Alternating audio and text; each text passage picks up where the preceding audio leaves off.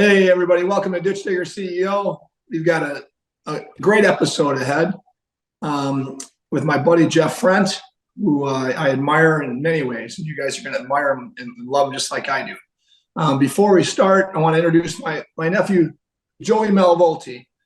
Joey's been working with me for over a year in my campaign and as well as in our business, learning how to project manage and doing a lot of stuff. And Joey's into entrepreneurship. So we invited Joey to be part of this. He'll be able to fire questions away at Jeff also. Joey, introduce yourself. Give us a 2-minute elevator. Hi, I'm Joey Malvolti. Just like my Uncle Gary said, I'm from a family of 22 siblings, and I'm number 19 of 22. And wait. Why are you gonna say it? Is that something different? I mean, why is that so special? I'm just saying I'm one of the youngest. And I'm very blessed to be here. There's a lot of opportunity, and just like Jeff was saying earlier, failure. So basically, I'm just glad to be here. Failure. When you say failure, we mean just okay. Well, basically, what I mean by failure is like, when I was abandoned as a kid, it was meant, as failure to leave a kid in a ditch. So God saw that for good, and I was, dug out of the ditch and brought to America for opportunity. So you want to talk about a real ditch digger, right, Chris? Down here, left in a ditch in Haiti, and my nephew here that we love so much was adopted by Rose and Al, and they adopted 18 out of 22 kids, and he's one of the examples of great success, right? To come from Haiti to here, and now be an entrepreneur and hardworking guy that he is today. So, give me somebody. He's awesome. All right, so let's get on to our buddy Jeff. Then again, and Joey, we'll learn more about Joey. Maybe we could do a separate episode just on Joey's life because it's really amazing. Okay, but we'll get to Jeff Frient, my good buddy for probably. Gosh, I'm thinking 15 years now. Jeff and I have been friends, and nowadays actually partnered in a venture that Jeff's private equities group bought the majority interest in one of our great companies. Nick Matthew was on Ditch Digger CEO early on. We grew that company to be much bigger than it was back then a few years ago. And then my friend Jeff was an interested party in investing in it and bought majority interest of it to where, Nick and I still are a big part of it, but Jeff is doing an amazing job as a super sharp private equities firm that he is to bring value to that business. But Jeff Frient, welcome today, buddy. Thanks for being there on Ditch Digger CEO. Hey, thanks, Gary. I appreciate it. And Joey, good to hear your story. I've heard a lot of great things about you. I did not realize you were 19th of 22. That's probably more impressive than all the accomplishments to survive that, right? I mean, I'm number 1 of 3, and that was tough enough. Being 19 of 22, that takes some perseverance. Absolutely, for sure. So Jeff, let's start with I know a lot about your story, but your story is one that needs to be told because it's an amazing one. I love that. I'm a huge fan of you, and that your level of service to this country was exceptional. Your level of leadership in business is amazing, and family first that you are. You're a great friend, and I love that you're on the episode today because our audience is going to get a ton out of this. So let's start with kind of your upbringing, if you could, maybe 5 minutes on your upbringing and what led you into the Navy. And then we'll go from the Navy to entrepreneurship and your private equities world that you're so strong in today. Sure, thank you. So I grew up in an Air Force family. My dad was an Air Force officer. We lived all over the world, and I was very blessed to have incredible parents who, in my household, there were 3 things you didn't question, and that was the Catholic Church, the United States of America, and the United States Air Force. And, my parents really believed that hard work and the American dream could get you anywhere. And there was nothing you couldn't do if you were willing to work for it, which is a message of joy.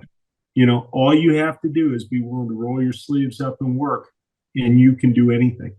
And that is a great message that I think is being lost a bit And I was just very, very fortunate that they kind of knocked that into my head as we moved all around the world until I settled in Chicago for high school.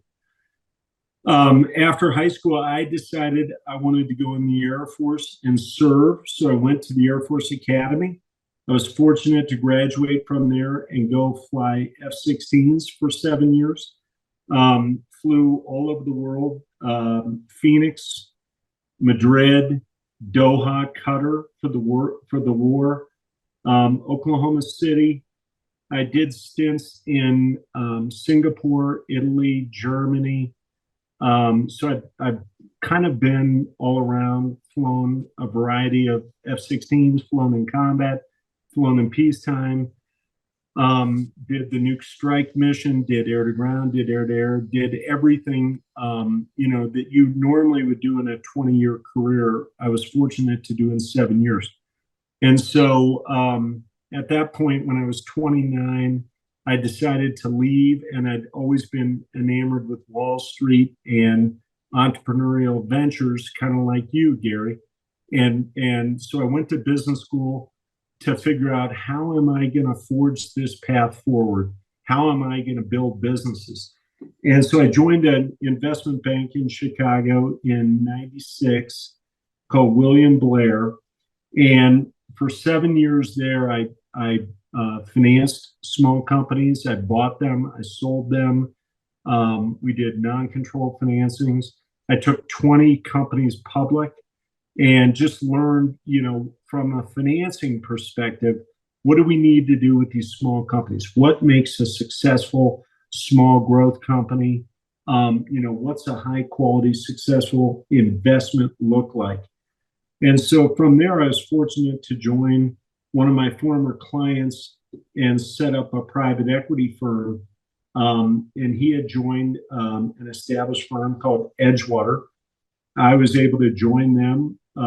For 17 years, we grew that business very successfully, invested in 65 platform companies, all small to medium-sized growth businesses. And 3 years ago, I left Edgewater, although I worked with them quite a bit, and joined my partner now, Pete Kirsch, at a new private equity firm called Blue Marlin Partners. And Blue Marlin invests in high quality, small and medium growth stocks. We take control positions to non-control. And, Gary, as you mentioned, one of the investments we made was to partner with you in Pipeview America, which is a great example. It's a situation where we were able to come in, partner with you and your partner, Nick Matthew, who's a terrific CEO, and really supercharge the growth. And, that company's tripled in a year and a half, and great things going forward. So that's what we do in the gamut of private equity. What we do is partner with and build businesses. We are not vulture investors. We are not distressed investors. We don't like turnarounds. We like to invest in great businesses that, through our network, through our experience, through our relationships, and through our capital, we can help build even faster. And currently, just to give you and I'll kind of wrap this up, to give you a snapshot of Blue Marlin, we have about $450 million of equity dollars invested in 20 businesses. And they're pipe locating, sewer maintenance, medical billing, Dunkin' Donuts. We kind of joke and say the only thing sexy about Blue Marlin are our returns. We invest in gritty businesses. So we don't, as of yet, have a paving business, Gary, but you know what? We're always looking. Absolutely. That's kind of our business, right? We run dirty businesses, but we make them sexy with technology. Something that we're doing with you at Pipeview America, and we'll continue to do that with all our businesses. But I like that. I didn't know that. The only thing you guys, that was kind of something you guys talk about. The only thing sexy is what is your profit, is your your returns? The only thing sexy are the returns on our investments. And fortunately, those have been sexy. But no, I mean, serving up coffee through a drive-through, repairing sewers. We have a solar installation business. We have a business that lays fiber in rural areas. These are gritty businesses that you don't generally notice if you're not in our industry. But these are great businesses run by good people. We look for situations where people have the same values as us. They get up early, they work hard, and shockingly, they're successful. Well, I've again, I trusted you as my buddy, and that's the biggest reason I want. If we're gonna my partner, the story. These guys all heard Nick's his podcast here probably 2 years ago. Chris, you know better than I, but 2 or 3 years ago we did a podcast with Nick, and such a passionate podcast, and his aspirations and vision was very clear. We knew where we were going, what we were doing. But when Nick, really knew he wanted to find a great partner to go to the next level. I didn't think we needed one, but I'm glad we did, because Nick was excited to take some chips off the table and then partner with somebody that experienced in big growth like you and your team. And boy, it's coming to fruition. The growth of the business is exceptional. We didn't know if we can continue to grow at the pace we're on, but boy, we sure are, and even more so.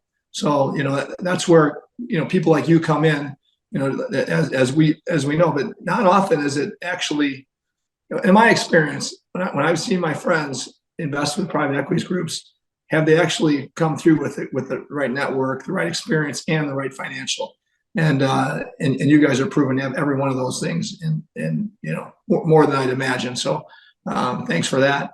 But again, what makes a great private equities firm, in your opinion, Jeff? And you've been in a couple now. You've partnered in one, and now partner in this one. What do you see out there that where those relationships fail between a private equities firm and the company that's acquired or partnered with? It's a good question, because for many people watching this, there are thousands of private equity firms now. And I would say that, I was very fortunate to be part of two really good ones. And the difference was operating expertise. And what I mean by that is my partners now have built and run big businesses. They understand what it takes to make payroll, to hire people, to fire people, to, capture great customers. And they understand it better than a traditional Wall Street financier, who are good and are required. And you've got to have these people, because you are buying and selling businesses, financing businesses, doing transactions. But more than that, Nick Matthey, when he talks about team members and his team and what's best for the team, it comes through as a leader, an operational leader who cares about his troops, just like when I was in the military. We didn't go anywhere alone. We went with our group. And, as an officer in the business, I wanted my troops to eat first. I wanted my troops to be taken care of first, because then they will lay down their lives for you, which is what this is about. The best businesses have that feeling where people are teams, they're partnerships, they're in there. You can trust the people you're with, and maybe it's as simple as they're waking up at 5:30 and they're working hard all day for the business. But that is the key, is that operational expertise in the private equity firm is the big difference between success and not success. So what would you say is the biggest differentiator between Blue Marlin and anybody else out there? What do you look at as your biggest differentiator? Because there's a lot of good companies that can find the money. There's a lot of good ones that have some operational excellence. And a network, right? But what differentiates Blue Marlin from anybody else in your opinion? So we have a very different model. I mean, most private equity firms raise money from large institutional investors, teachers' pension funds, university endowments, and the like. Our money is all from people like you, Gary. It's from very successful operators who have done very well, want to continue to invest, and want to add value. So we have 27 individuals who are our partners.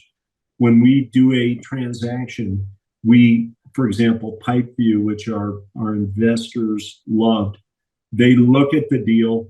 One of the individuals, Mike Montgomery, who is one of our partners, very, very experienced business person in Dallas. He said, I really like this. I'll become chairman. I'll help Gary. I'll mentor Nick, and I'll get involved, and I'll write a big check. And so, when you talk about bringing more than money to help the company, it's hard to do that better than bringing somebody like Mike Montgomery to the table. And so, if you look across our investments and our investor base, it is some of the most successful business people in the country. And they are not just writing a check to partner with us. They are writing a check and then getting involved with the businesses, helping them grow on behalf of the other partners. So we have a team and partnership feel with our investor base that is very unique, that you can't do if you have, and there's nothing wrong with having institutional investors like teachers' pension funds or university endowments, but they're not going to help you run a company. They're just not. And but our investor base is. If I call Gary Rabine and say, Gary, I have a real problem here with the workers' comp issue at this company. How would you handle this? Well, Gary's got more experience in his little finger on that issue than 25 university endowments put together. So I can actually add significant operational value to my company and make it more valuable. So like I said, we've got approximately 20 companies now. We're busy all day helping them with these growth issues that they confront. Yeah, no doubt. I mean, that's a huge advantage, and I see this a lot, where the PEs that come in have plenty of financial tools to bring to the table to raise the capital. But boy, it's way more valuable for any operator like Nick right now to have the Mike Montgomerys, you yourself, and people like us on that team to pull mentorship from. Right? You got problems. One of us has probably been through the problems before, and if you can continue to build your PE group of financiers that are actually operators too, have been there and done it before, man, that's an awesome differentiator for sure. So, and Gary, I have a saying that I generally think for progress to be made, a mistake has to be made somewhere. The trick on that is don't make the same mistake twice, and learn from other people's mistakes. And the good news is, in our group of 29 roughly investors right now, we've made every mistake in the book. And so we can share that with our companies and tell them, hey, you might want to try that. It sounds good, but here's the downside to it. I tried it. It didn't work. And that's invaluable for these young companies. Absolutely, sharing experience is the most valuable way to get through these challenges and hopefully avoid your own mistakes and your own setbacks. Right. So yeah, you by yourself are a wealth of information for Nick to be partnered with. But I know you continue to provide him with amazing minds, and that's invaluable. That's a big differentiator. When you look at the future of Blue Marlin, where do you feel like you guys want to go? What's the direction you're going to go in besides bigger, better, whatever? I mean, what are your feelings? What are your goals? So our number one objective, and the reason we exist, is to bring great investments to our partners. And we've been doing that. As I said, we've done approximately 26 deals. We've exited 6, done 20, and the rate of transactions and the size of good transactions keeps going up. Because what is happening in our model is that the Gary Rabines, the Scott Brickmans, our other partners, are bringing us the deals that they're very interested in. And again, similar to, I use this thing, university endowments are great, but they aren't calling private equity funds that they're invested in with deal opportunities. They just don't have any. But Gary knows, 100 CEOs that are building great businesses. And when they want to finance and they want a good partner, hopefully we're a quick call. So we're getting so many of those calls from our trusted general partner investors that we're able to do that. So the number of deals we're doing every year is going up. The success of those deals has stayed constantly good. And the amount of money we're putting into each deal is going up. When I started, my partner and I had, 3 people. We've now got 11. We'll grow our staff to be able to service our investors in our deals. And we'll just do more and more deals and bigger deals and just produce great returns for our investors. That's kind of the win-win-win all the way around. That's awesome. Tell us where your leadership came from. I mean, you're raised by good parents and all. Tell about maybe your upbringing just a little bit, and maybe a couple of people you look upon in your life that said, "Man, I want to be like that." Right? As you grew up and you matured into a leader in the Air Force, a pilot, a fighter pilot, all these cool things you've been doing in your life. Who'd you look upon and when you thought about that's who I want to be, right? Yeah.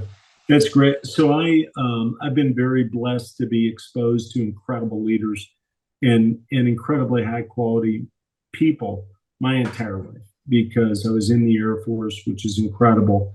My dad was an unbelievably solid value, good leader.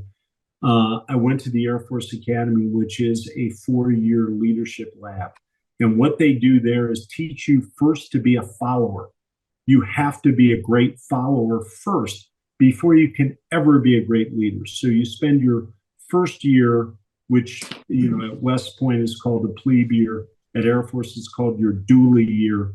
You spend your dually year learning to be a great follower, learning to be part of the team, learning to put the team's interest ahead of your own, learning to be honest, hardworking, and then from there, you take successively more intense leadership roles.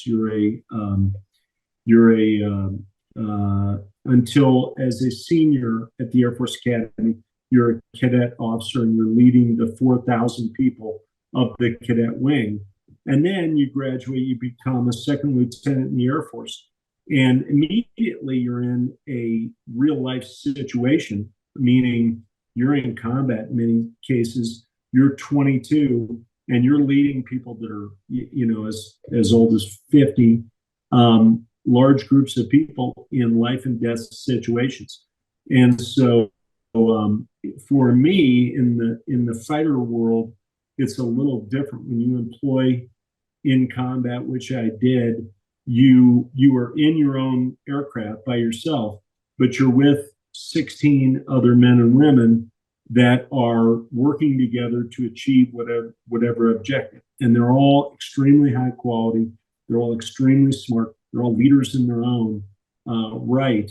And so it's when I went to Wall Street, it felt very similar because it's a very, very educated, very aggressive, very type A kind of world.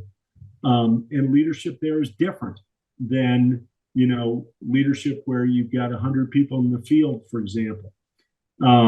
So that's what I did. The greatest commander, the greatest leader I ever had was my leader in the Gulf. When I was in the Gulf War, I was a 23-year-old lieutenant, one of the younger people in the squadron.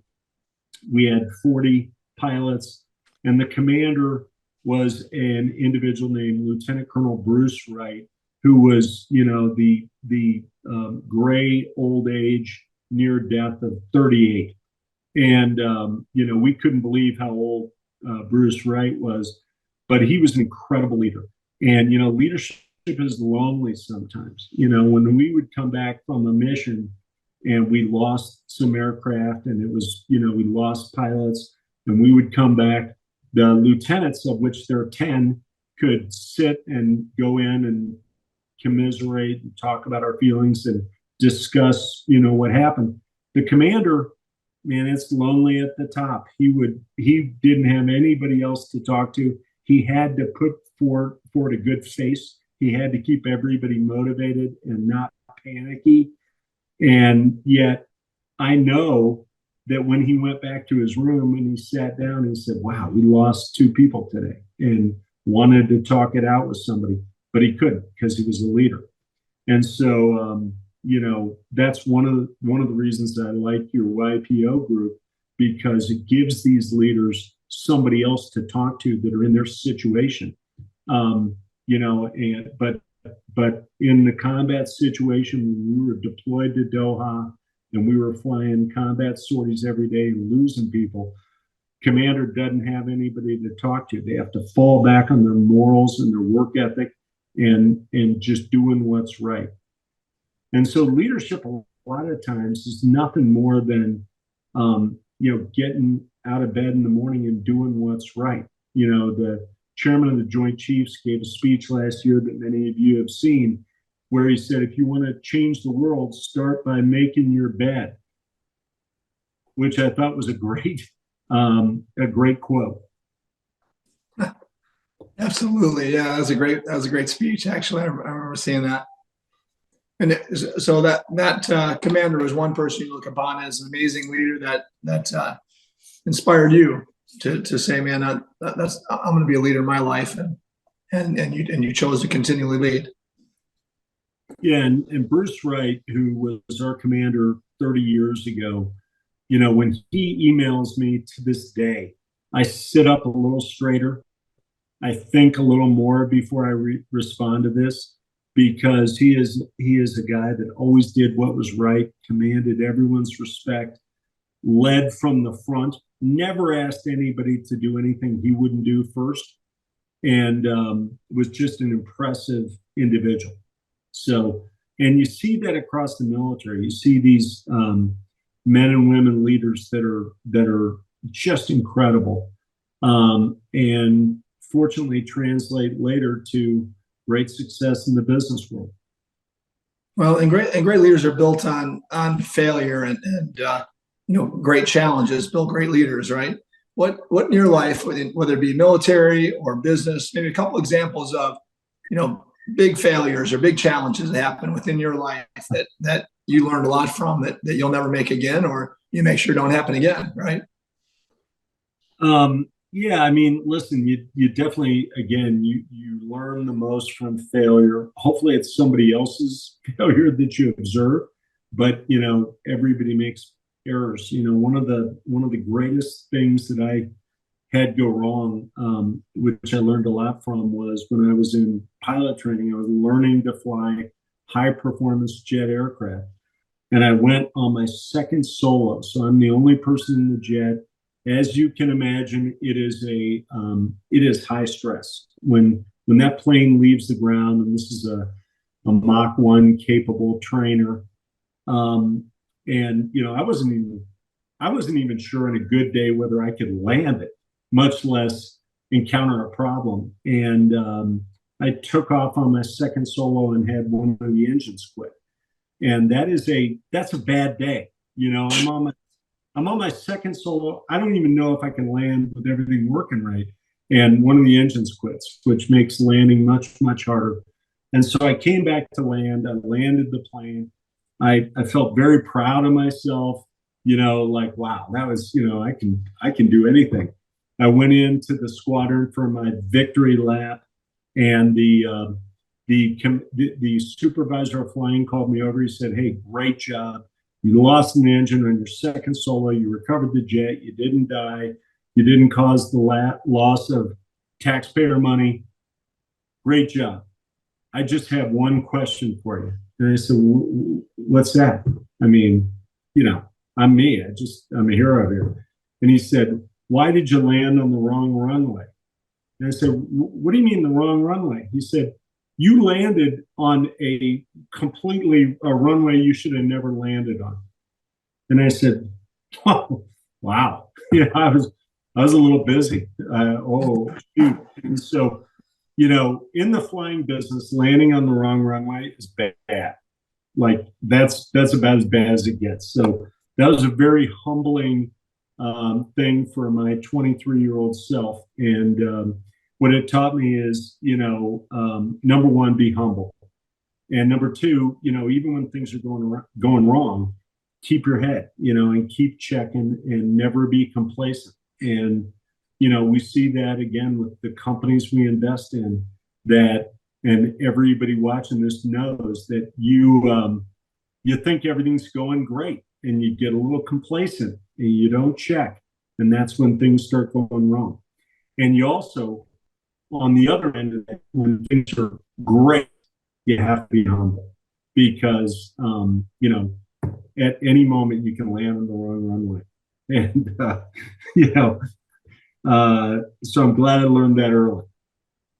That's cool. Okay. So like when you fought for our country, and risked your life for our country and all that, and what did you think? I mean, did you realize all the freedoms that you were fighting for? Did you realize that at that point that we were the greatest country in the world and no other country has the blessings we have? Did you realize all that as a young guy, or is it more later on in life that you realize those things even when you did fight for our country? Well, I was very fortunate to realize that early. I grew up in this Air Force family where those values got really into me.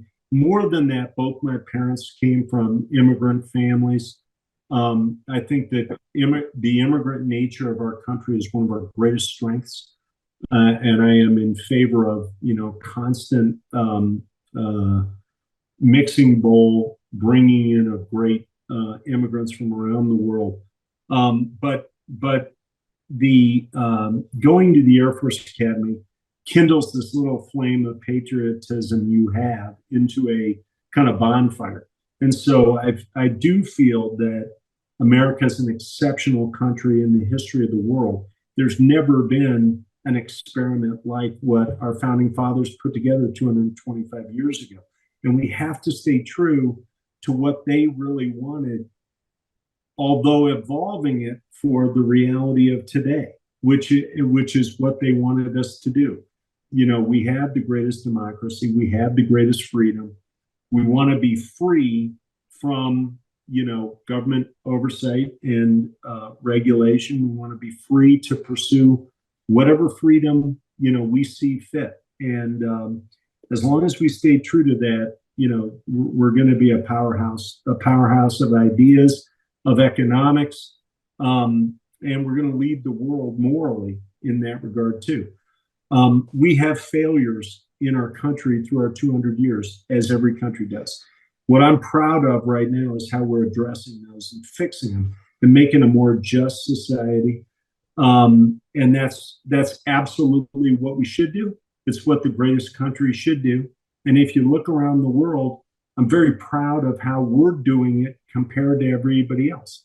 I really do think we're leading in this. We're kind of leading with our chin and saying, yes, we've made a lot of errors,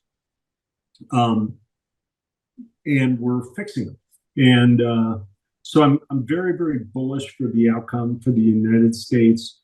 I think there's a lot of things we've got to fix. I see it's interesting because we have 50 states out there that are pursuing all different strategies on these kind of issues. And, Gary, the one you're sitting in is making some strange moves, in my opinion, if they want to be a free state that builds business, is welcoming to everyone, and grows their economy and grows their freedom. So, the one I'm sitting in is Florida, and I'm here because the one that I usually sit in Illinois, is making a lot of mistakes, as you're saying, to push business, entrepreneurs, innovation out of the state. And innovators like myself and like you, which lived there for a long time, are not going to stay in a state that abuses innovation and growing businesses, growing job creators. And unfortunately, they're continuing to go in the wrong direction. But the good thing is, like you said, there's 50 states, and states like Florida, your state, Colorado, many states across the country are taking advantage of this free market, this free enterprise system, and they're growing their states when states like Illinois are abusing job creators, in my opinion, and losing people and families every day, unfortunately. Right. So yeah, I'm still an Illinoisan, but I'm really looking at Florida as another alternative to make my full-time home right now. Right. And it bothers me to say that I'm doing that, but we're crazy if we don't. When a state keeps telling you that we need more of your hard-earned income, and and they penalize you to hire people, right? You go somewhere where you get better customer service, and that's states like Florida, Tennessee, Texas, and many others. But so the beauty, like you said, beauty of this great country is 50 different states, and people will walk as they get abused and financially, right? Whether it's a homeowner, overtaxed homeowner, or a overtaxed business, right? And Gary, that's the way it should work. If you think about what our founding fathers set up with our constitutional republic, 50 states are free, and we want states to have the rights to set their own local kind of agendas. But we're in an era of freedom and unprecedented mobility. And so people can vote.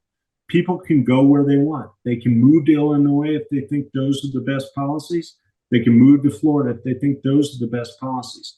And over time, you'll see in the migration through the United States what the best policies are going to be. And so you have this great market, which will only get better as mobility gets even better. And so states that are passing, whatever states they are, that are passing terrible policies are going to lose people over time, and they're going to decline in influence. They're going to decline in congressional seats. So this will all work out over time, as long as we stay true to these values that we talked about of democracy and freedom, and be a welcoming place for people around the world that want to come for the American dream and build something, have the freedom to get up in the morning, roll their sleeves up, and build something. That's what we have to protect, period. As long as we have that, we'll do great. Absolutely. We're aligned on all that for sure, and appreciate your support and stuff I've done in my life, business-wise and politically. So thank you, buddy. Okay, so hey, when we look at Jeff Frient, the family guy, the God-loving guy, the family guy, tell us about your family. I know a little bit about your family. What a great family you got, but tell us about what you're doing family-wise, and what your aspirations are for your kids to be in the future. So I'm optimistic about the future of our country. I'm optimistic about the future for my family. 6 kids, 4 of my own, 2 stepkids. I have 3 grandkids. Everybody is doing well. 4 in college and grad school, and 2 out the door. My kids are very entrepreneurial. They want to set up businesses. One of them is looking at the military.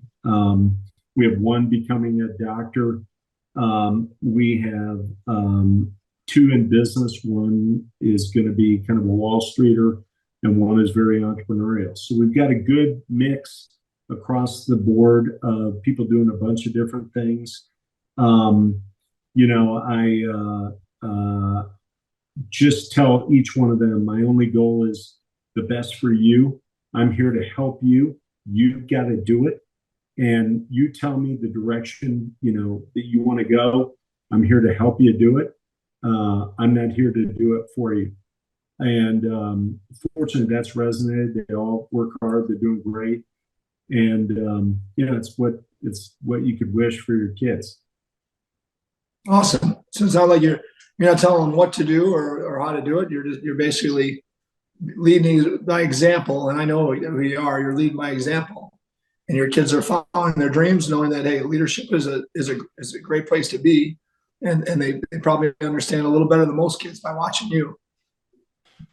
Yeah, and I think that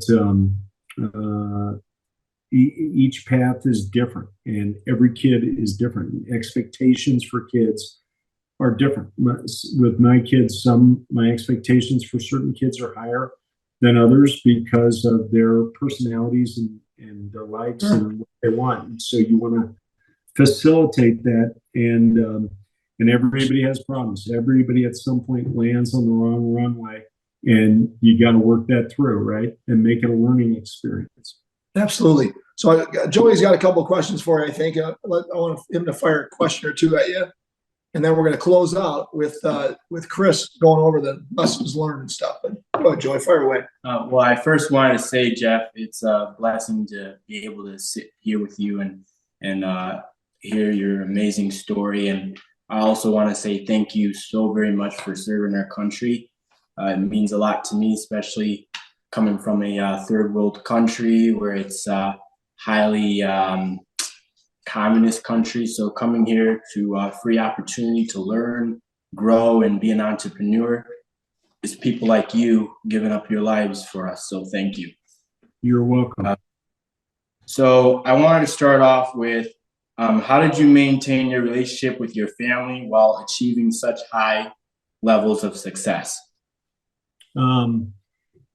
That's a good question. And it's hard. That's one of the hard things, because when you're grinding at whatever job you're in, whatever spouse or both spouses are grinding and you're trying to raise kids, there's like 5 jobs involved there, right? When I had young kids and I was working 100 hours a week and my spouse was trying to manage everything, it's a lot going on. So at that point, you've got to have, the most important decision you make in life is who you marry, if you choose to get married, and you've got to get that one right.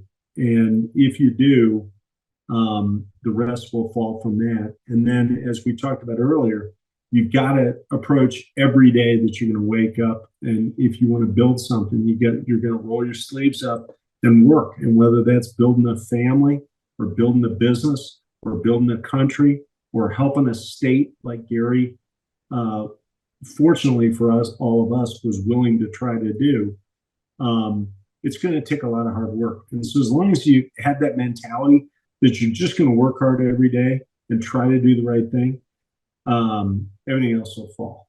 So, yep. What else you got, buddy? Thank you. What aspect of your success are you most proud of?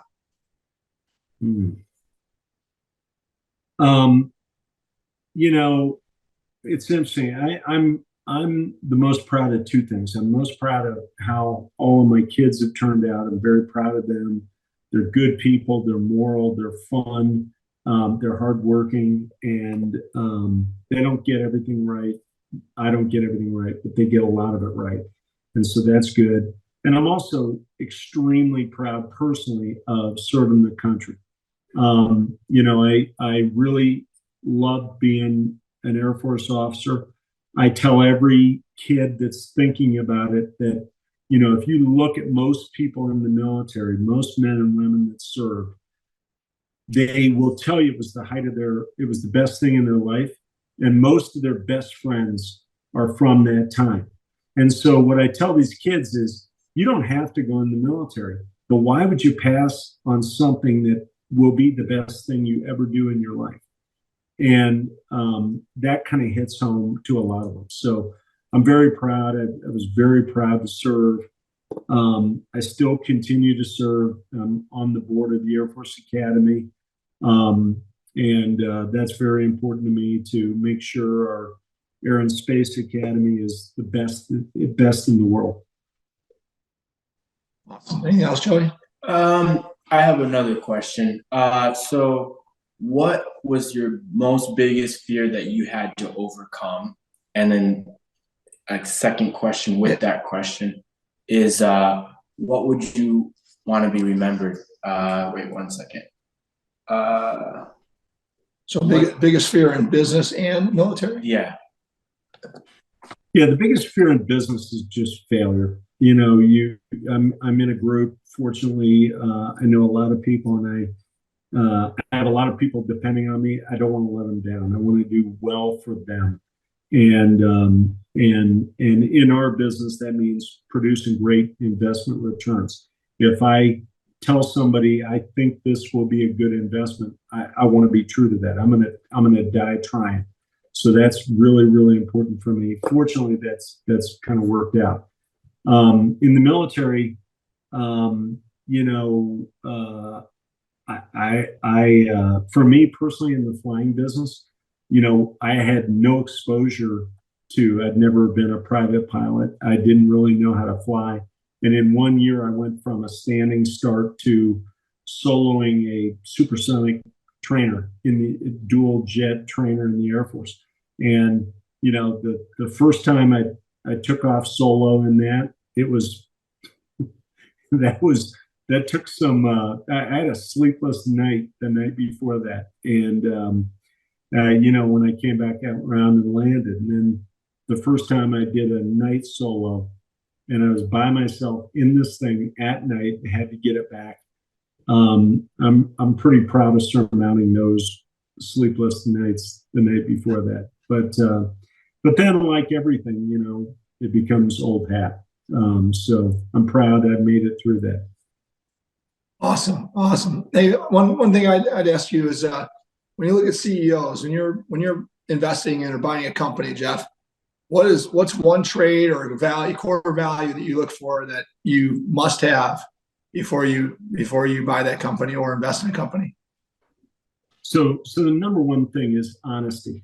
I have to, because of my style, which is partnership and teamwork, and I'd like to like them as well, but I can't invest if I have any questions about the integrity or the honesty of the CEO, because I'm going to work so carefully with that person. And when they ask me something, I'm going to tell them what the answer is, even if it's not popular and it's not what they want to hear. I'm going to tell them what the truth is, because number one, it's the right thing to do, but also pragmatically, it's a better way to do business. It'll make the leadership of the company and the company do well.